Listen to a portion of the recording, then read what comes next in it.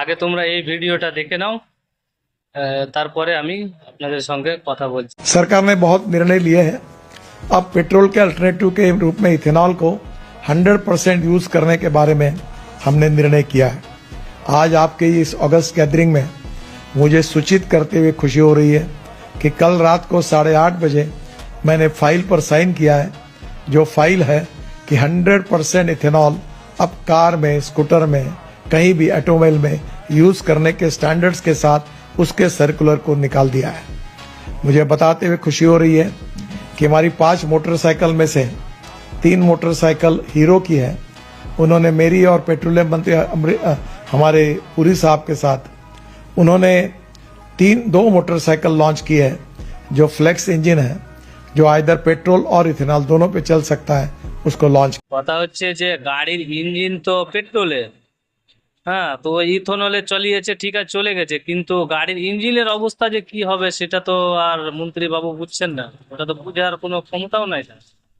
হ্যাঁ, সে 100% ইথনল দিয়ে দিয়ে এখন পেট্রোলের দামও কমছে না, কিছুই কমছে না। সে বলেছিল ইথনল আবিষ্কার হলে বা 100% ইথনল হলে পেট্রোল ডিজেলের দাম কমে যাবে। তো এখানে দাম তো কমার কোনো প্রশ্নই নাই। সে নাকি আনন্দিত খুব হয়েছে 100% ইথনল দিয়ে গাড়ি চলছে তার জন্য। তো এদের তো শুধু দেশটাকে লুটার জন্যই এরা বুদ্ধি ব্রেন খাটাচ্ছে, যা করছে, কিন্তু মানুষের যে উন্নত হবে সেটা তো কিছুই দেখছে না এরা।